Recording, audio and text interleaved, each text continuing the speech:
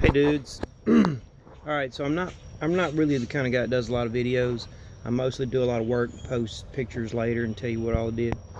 But sometimes there's too much to say, so I figured I would combine some pictures and some videos. But mainly this is for everyone that has been wondering about adding a Weber to their truck and doing the intake and what to do on it and everything. And I wanted to show you what I've done, and that's it. I'm not trying to prove anybody wrong or anything, or say one deal's better than the other, but I'm gonna show you what you can do, and you can go from there. All right, so if you know anybody that can TIG weld, what you want to do is take this thing off the intake and grind all the little nipples and shit off of it, and take it somewhere and have them welded up. And I even have EGRs, and there's no plate. This thing is totally welded up, and that's really an excellent way to go, because then there's no vacuum leaks whatsoever. She purrs, runs like a kitten. You can almost put a glass of water right here and goose it a little bit, and it's still just smooth as everything, and that's really cool. Walk over here. This video is probably going to be like 300 gigs long. All right, same thing on this truck. Of course, that one out there is my project truck. I don't know if you can see. This one here, same way I did it, the same way. It's all, let's see if you can see. It's all welded up and nice and smooth. Runs real good. But not everybody can weld. Not everybody can TIG weld. And I've been trying, but I'm not getting any better at it. Not yet, anyway. So I have engine rebuild. I sure wish I could turn this thing around. I may have to stop it and join the video later. Alright, so now we're in my shop. And I've been doing this engine rebuild from pan all the way up. It's all fresh. Waiting on a valve cover gasket. But this is going in that project truck. And I could put that other intake, the one you just saw, the first one, on it, but it has a tiny little leak on it, and the guy that welded it is not available to re-weld it. So what I thought I would do is take the opportunity to take an intake and, you know, go at it like you can't weld. What would you do to seal that thing up? Alright, so what I did was I bought a one of those Harbor Freight tap and die sets. And then I also got some set screws.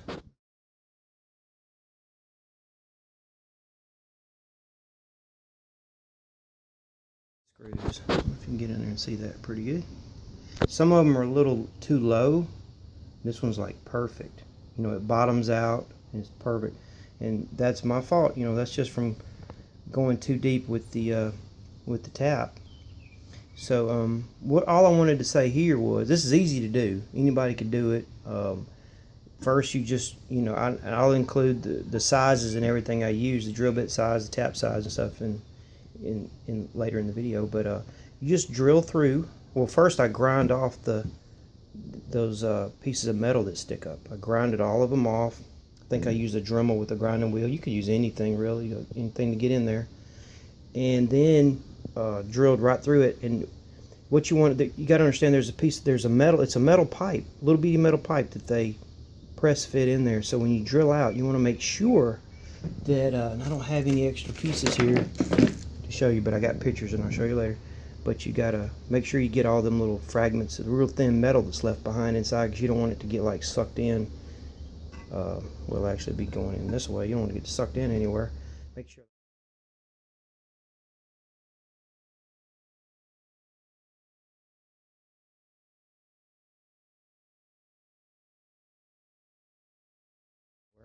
Make sure they're all clean, and then you can thread it or tap it. And then what I did is I put some RTV, the gray, ultra gray on it, and put them in and bottomed them out.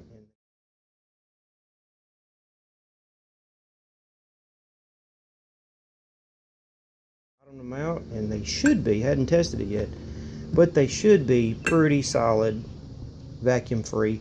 And if you ever needed to, I guess you could, this is probably a good idea, you could back these out, and if you ever needed to add, like you want to add cruise control later or something, or another vacuum port for some reason, you could probably just thread a little piece of pipe and go right at it and put it in there and be good to go.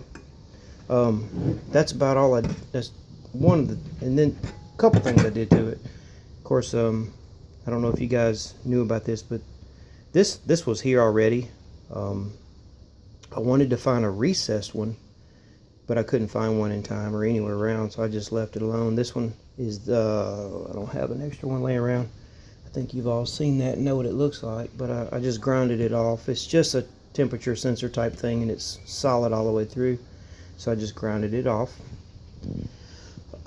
This right here is one of your lower water outlets, and what it connects to a little rubber hose, and oh, let's see here, it actually goes to this some kind of way. I forget how it does. Let's see, I can't remember. I think something like that. This goes under the engine on the block, and there's a little hose. I think it does that. I can't remember where it goes. I think so. Anyway, I think it goes to here.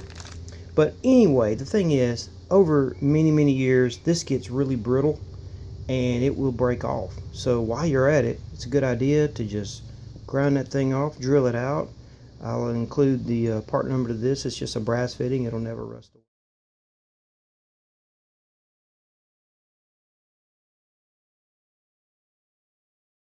It'll never rust away, or shouldn't. I wouldn't say never, but I tapped it, put some RTV Ultra Gray on there, and put it right back in. That's good for the long haul.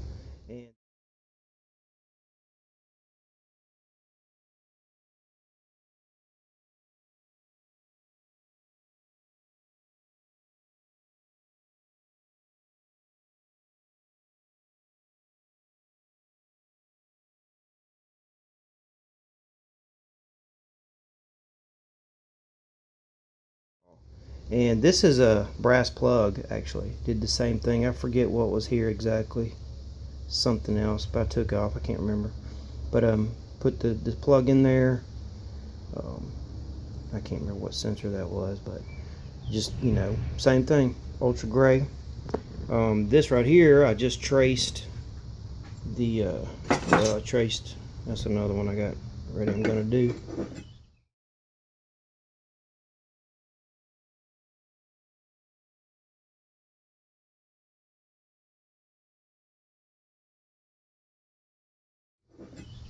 Not too thin of a metal. I don't know what size that is. Pretty 16th, I guess.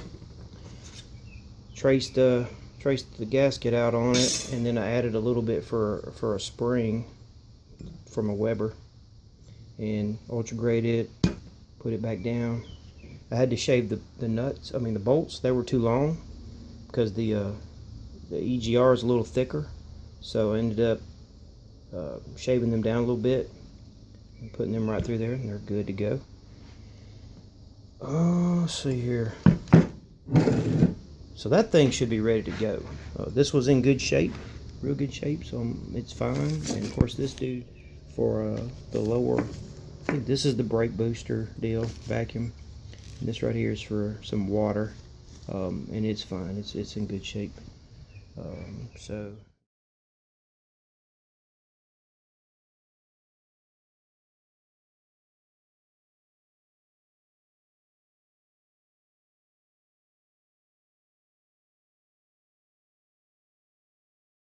And that's in good shape. There's one more place, not on this, but there's one more place I added one of these, and it breaks often. And I'm going to tell you and show you where that is. And that's on this water neck. Ended up putting one on there. And the reason, one time I was smelled antifreeze, and I was at Walmart, and I was like, where is this coming from? And what had happened was this right here gets very brittle too, and it had broke off at Walmart, so it put